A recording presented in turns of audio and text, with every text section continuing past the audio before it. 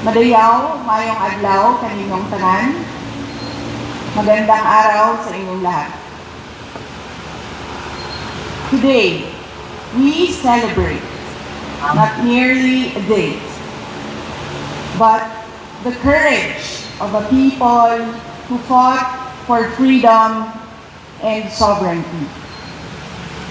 Noong Hunyo 12, 1898, sa Kawit, Cavite, ipinahayag ni Pangulong Emilio Aguinaldo ang pagsilang ng isang malaya at nagsasariling bansang Pilipinas. Matapos ang mahigit 300 taon ng pananakop. But freedom was never a gift. It was paid for and earned through courage. It was paid with Filipino grit and bravery. When the Treaty of Paris transferred our homeland from one colonial master to another without the consent of the Filipino people, our forebears refused to be bought and sold like property. Pinili nila ang paglaban kaysa pagsuko, ang dangal kaysa pagpapasakop. This is our inheritance. Lumaban tayo sa bawat puwersang nagtatangkang magdikta ng ating kapalaran. Thousands gave their lives so that one flag and one flag alone would fly over this republic. That is our identity. That is our duty. We fought for our sovereignty against foreign invaders. But sovereignty is not lost only to those who come from foreign shores.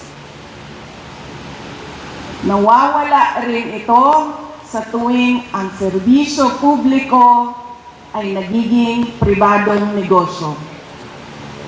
Kung ang mga opisyal ng gobyerno ay mala sindikato sa pagnanakaw ng pera ng bayan.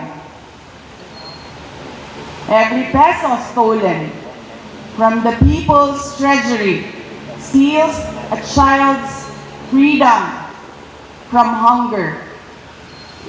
It steals a student's freedom from illiteracy or substandard education.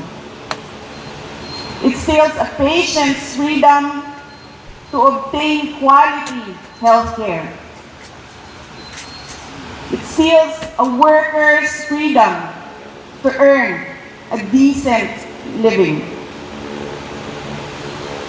Every ghost project is a classroom never built. Every corrupt contract is a road that was never built for farmers to bring their produce to the market. Ang korupsyon ay hindi lamang pagnanakaw ng pera. It steals opportunity, it steals dignity, and it steals hope. And ultimately, it steals freedom itself. Rizal, Bonifacio, Luna, and thousands of other Filipino heroes fought so that every Filipino could live with justice, dignity, opportunity, and hope. Mga kababayan, freedom is never permanent unless it is defended. Sovereignty survives only when a people refuse to surrender it. Hope survives when citizens refuse to accept bad governance as their destiny.